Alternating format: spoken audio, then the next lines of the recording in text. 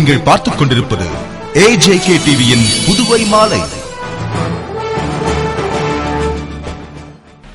வணக்கம். புதுவையிலிருந்து இரவு நேரங்களில் பஸ் போக்குவரத்து பாதிக்கப்பட்டுள்ளதால் பயணிகள் பெரிதும் அவதியடைந்துள்ளனர்.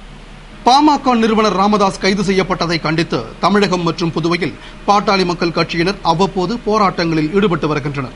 கடைகள் மீதும் பஸ்கள் மீதும் கல்வீச்சு சம்பவங்களும் அரங்கேறி வருகின்றன. இதற்கிடையே கடந்த 3ஆம் தேதி புதுவையில் முழு அடைப்பு போராட்டமும் நடைபெற்றது. பாமகவினரின் தொடர் போராட்டங்களினாலும் பஸ் கண்ணாடிகள் உடைக்கப்படுவதாலும் தமிழகம் மற்றும் புதுவையில் பதற்றமான சூழ்நிலையை காணப்படுகிறது. இதனால் கடந்த 2ஆம் தேதி முதலே இரவு நேரங்களில் பெரும்பாலான பேருந்துகள் இயக்கப்படுவதில்லை. காவல்துறையினரும் இரவு நேரங்களில் பாதுகாப்பு அளிக்க மறுப்பதால் அவர்களின் அறிவுறுத்தலின் பேரில் பயணிகள் பாதுகாப்பு கருதி இரவு நேரங்களில் புதுவை பேருந்து நிலையத்திலிருந்து சென்னை, விழுப்புரம், திண்டிவனம் உள்ளிட்ட தமிழக பகுதிகளுக்கு முற்றிலும் பஸ் போக்குவரத்து நிறுத்தப்பட்டதால் பயணிகள் பெரிதும் பாதிக்கப்பட்டனர். இரவு முழுவதும் பஸ் கிடைக்காமல் பேருந்து நிலையத்திலேயே அவர்கள் பரிதவித்தனர். எனினும் புதுவை நகர மற்றும் கிராம பகுதிகளுக்கு பேருந்துகள் இயக்கப்படுவதால் சற்று இயல்பு நிலை திரும்பியுள்ளது. காங்கிரஸ் துணைத் தலைவர் ராகுல் காந்தியின் உத்தரவின் பேரில் புதுவையில் மீண்டும் காங்கிரஸை வலுப்படுத்த அனைத்து தலைவர்களும் ஓரணியில் திரண்டு அதற்கான நடவடிக்கைகளில் ஈடுபட்டிருப்பதாக பரபரப்பு தகவல்கள் வெளியாகியுள்ளன.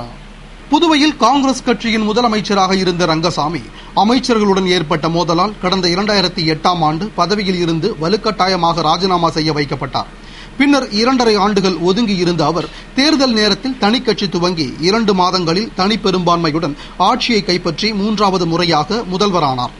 இதற்கிடையே ஆட்சியை இழந்த காங்கிரஸ் கட்சிக்குள் தனித்தனி கோஷ்டிகளாக செயல்படுவதும் அடிதடிகளும் நிகழ்ந்து வந்த நிலையில் என்ஆர் காங்கிரஸை இணைக்க முயற்சித்தும் பலன் கிடைக்காததால் நிதி பற்றாக்குறையை வைத்து மக்கள் மத்தியில் என்ஆர் காங்கிரஸ் கட்சியின் மதிப்பை குறைப்பதற்கான நடவடிக்கையில் காங்கிரசார் ஈடுபட்டுள்ளனர்.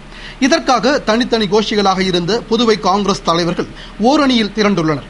கடந்த மாதம் டெல்லி சென்றிருந்த காங்கிரஸ் தலைவர்கள் ராகுல் காந்தியின் உத்தரவின் பேரில் புதுவையில் மீண்டும் கட்சியை வளர்ப்பதிலும் இழந்த செல்வாக்கை மீட்பதிலும் முழு கவனம் செலுத்துவதாக அவரிடமும் காங்கிரஸ் தலைவர் சோனியா காந்தியிடமும் உறுதியளித்துள்ளனர். மேலும் ரங்கசாமியே தாமாக முன்வந்தாலும் காங்கிரஸில் சேர்க்கக்கூடாது என வலியுறுத்திவிட்டு அவர்கள் புதுவை திரும்பி வந்தனர்.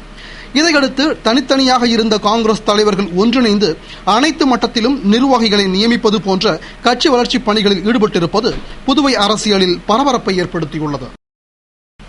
பாட்டாளி மக்கள் கட்சி நிறுவனர் ராமதாஸை விடுதலை செய்ய வலியுறுத்தி புதுவை மாநில பாட்டாளி மக்கள் கட்சி சார்பில் நாளை 6ஆம் தேதி ரயில் மறியல் போராட்டம் நடத்தப்படும் என்று மாநில செயலாளர் RKR அனந்தராமன் தெரிவித்துள்ளார்.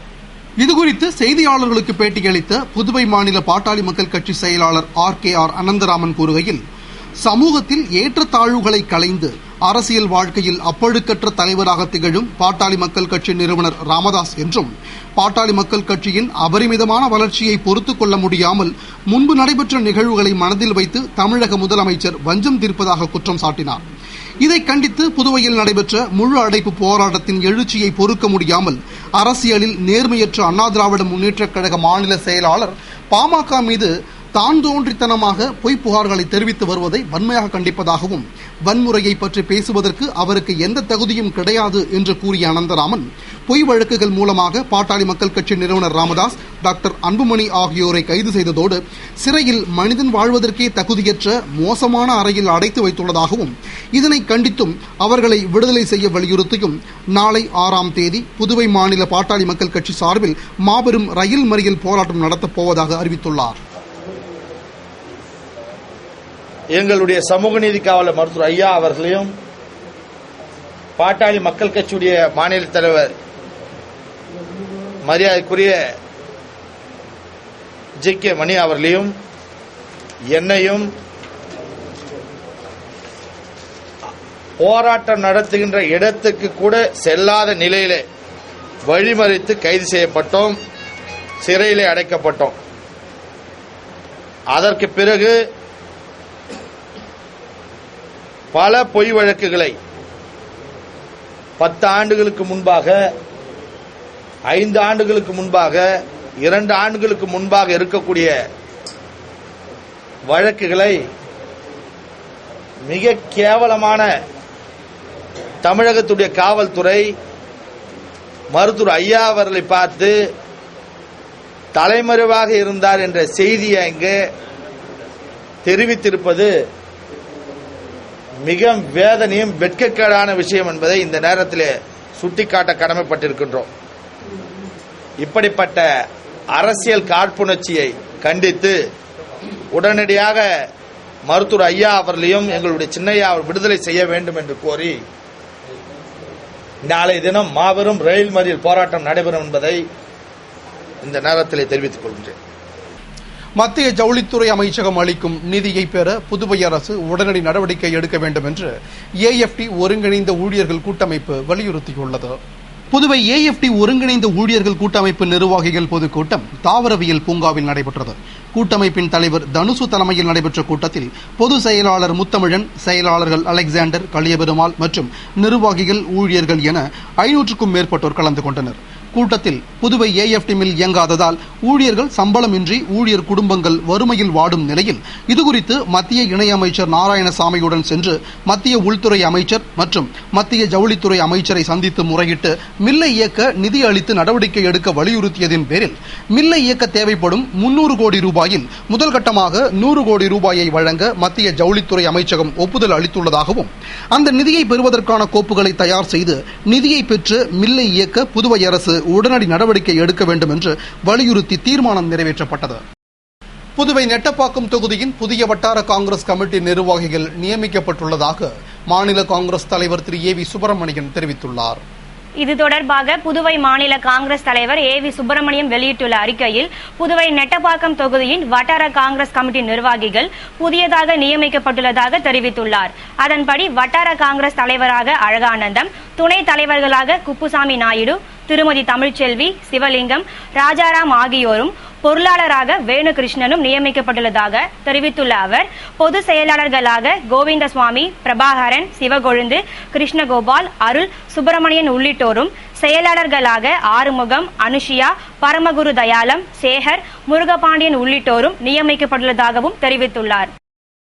சென்டாக் நிதி முறைகேடு குறித்து விசாரணையை துவக்கியுள்ள புதுவை சிபிசிஐடி போலீசார் தலைமறைவாக உள்ள காசாளரை கைது செய்யும் முயற்சியில் ஈடுபட்டுள்ளனர். புதுவை அரசு சென்டாக் மூலம் தேர்வு செய்யப்படும் மருத்துவம் மற்றும் பொறியியல் மாணவ மாணவிகளுக்கு காமராஜர் கல்வி உதவித்தொகை திட்டத்தின் கீழ் வழங்கிய நிதி உதவியில் போலியான மாணவர்கள் பெயரில் மோசடி நடந்திருப்பதாக எழுந்த புகாரை அடுத்து இது தொடர்பாக விசாரணை நடத்திய உயர்கல்வித்துறை இயக்குநர் கரிகாலன் முதல் கட்டமாக சுமார் 30 மாணவர்களின் பெயரில் 20 லட்சம் ரூபாய் வரை மோசடி நடந்திருப்பதை உறுதி செய்து அதன் அறிக்கையை கல்வித்துறை செயலர் ராகேஷ் சந்திராவிடம் சமர்ப்பித்தார். இதையடுத்து நிதி மோசடியில் தொடர்புடைய காசாளர் முருகவேல் சஸ்பெண்ட் செய்யப்பட்டார். அதனைத் தொடர்ந்து மோசடி தொடர்பான அறிக்கையை பெற்ற தலைமை செயலர் சத்தியவதி இதுகுறித்து முழுமையான விசாரணை நடத்த சிபிசிஐடி பிரிவு போலீசாருக்கு உத்தரவிட்டார். இதையடுத்து அது தொடர்பான கோப்பை ஐஜி ரன்வீர் சிங், சிபிசிஐடி கண்காணிப்பாளர் ரவீந்திரன் ஆகியோர் பெற்றுக்கொண்ட நிலையில் சென்டாக் நிதி முறைகேடு குறித்த விசாரணையை சிபிசிஐடி போலீசார் துவக்கியுள்ளதால் விரைவில் மோசடியில் தொடர்புடையவர்கள் கைது செய்யப்படுவார்கள் என எதிர்பார்க்கப்படுகிறது. இதற்கிடையே தொடர்ந்து தலைமறைவாக உள்ள சஸ்பெண்ட் செய்யப்பட்ட காசாளர் முருகவேல் நீதிமன்ற விடுமுறையால் முன்ஜாமீன் பெறுவதில் சிக்கல் ஏற்பட்டுள்ளதால் அவரை கைது செய்யும் முயற்சியில் சிபிசிஐடி போலீசார் ஈடுபட்டுள்ளனர். புதுவை மாநில பாட்டாளி மக்கள் கட்சி இளைஞரணி சார்பில் பாமக நிறுவனர் ராமதாஸை விடுதலை செய்ய வலியுறுத்தி வில்லியனூரில் சாகும் வரை உண்ணாவிரத போராட்டத்தில் ஈடுபட்டுள்ளனர். மரக்காணத்தில் வன்னிய மக்கள் மீது திட்டமிட்டு நடத்தப்பட்ட கொலைவெறி தாக்குதலை கண்டித்து போராடிய பாட்டாளி மக்கள் கட்சியின் நிறுவன தலைவர் ராமதாஸ் அவர்களையும் டாக்டர் அன்புமணி உள்ளிட்ட நிர்வாகிகளையும் கைது செய்யப்பட்டுள்ளதை கண்டித்தும் தமிழக அரசின் விரோத போக்கை கண்டித்தும் கைது செய்யப்பட்டவர்களை விடுதலை செய்வதோடு மரக்காணம் கலவரத்திற்கு நீதி விசாரணை நடத்த வலியுறுத்தியும் புதுவை மாநில பாட்டாளி மக்கள் கட்சியின் இளைஞர் அணியினர் வில்லியனூர் தென்கோபுர வீதியில் சாகும் வரை உண்ணாவிரத போராட்டத்தில் ஈடுபட்டுள்ளனர். இளைஞரணி மாநில செயலாளர் பாலு தலைமையில் நடைபெறும் போராட்டத்தை பாட்டாளி மக்கள் கட்சியின் மாநில செயலாளர் RKR அனந்தராமன் துவக்கி வைத்தார். பாட்டாளி மக்கள் கட்சியின் மாநில நிர்வாகிகள் மற்றும் இளைஞர் அணியினர் பலர் போராட்டத்தில் கலந்து கொண்டனர். தமிழகத்துடைய முதலமைச்சர் ஜெயலலிதா அவர்களை கண்டிக்கின்ற வகையிலும் உடனடியாக எங்களுடைய மருத்துவர் ஐயாவை விடுதலை செய்ய வேண்டும் என்று கோரியும் நாளைய தினம் ரயில் மறியல் போராட்டத்தில் பாட்டாளி மக்கள் கட்சி ஈடுபடும் என்பதை இந்த நேரத்தில் தெரிவித்துக் கொண்டு அண்ணா திராவிட முன்னேற்ற கழகத்துடைய மாநில செயலாளர் கூடிய அன்பழகன் அவர்கள் பாட்டாளி மக்கள் கட்சியை பற்றி பேசுவதற்கு அருகையற்றவர், அருகதையில்லாதவர் என்பதை இந்த நேரத்தில் சுட்டிக்காட்ட விரும்புகிறேன். புதுவை மதகடிப்பட்டு தனியார் மதுக்கடையில் கத்தி முனையில் பணத்தை கொள்ளையடித்த முக்கிய குற்றவாளிகள் மேலும் 2 பேரை போலீசார் கைது செய்துள்ளனர். புதுவை மதகடிப்பட்டு அருகே உள்ள தனியார் மதுக்கடையில் கடந்த 26ஆம் தேதி 6 பேர் கொண்ட கும்பல் கத்தியை காட்டி மிரட்டி 15,000 ரூபாய் பணத்தை கொள்ளையடித்துச் சென்றனர். இதுகுறித்து புகாரின் பேரில் வழக்கு பதிவு செய்த திருபுவனை போலீசார் தனிப்படை அமைத்து குற்றவாளிகளை தேடி வந்த நிலையில் கடந்த 3ஆம் தேதி 2 பேரை கைது செய்தனர். மேலும் வழக்கில் தொடர்புடைய 4 பேரை தேடி வந்த நிலையில் முக்கிய குற்றவாளிகளான களித்தீர்த்தால் குப்பத்தைச் சேர்ந்த பிரபல ரவுடி ஜனா மற்றும் சுகுமார் ஆகிய இருவரையும் வில்லியனூர் அகரம் அருகே பதுங்கி இருந்தபோது போலீசார் கைது செய்துள்ளனர்.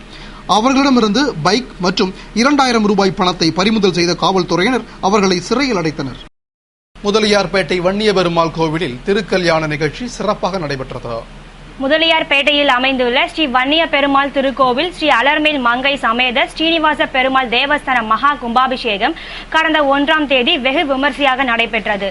விழாவின் தொடர்ச்சியாக திருக்கல்யாண உற்சவம் நடைபெற்றது. இதனை முன்னிட்டு காலை சுவாமிக்கு அஷ்டாட்சர ஹோமமும் பெருமாள் தாயார் திருமஞ்சனமும் நடைபெற்றது. தொடர்ந்து மாலை பெருமாள் அலர்மேல் மங்கை சுவாமிகளுக்கு திருக்கல்யாண உற்சவம் சிறப்பாக நடைபெற்றது.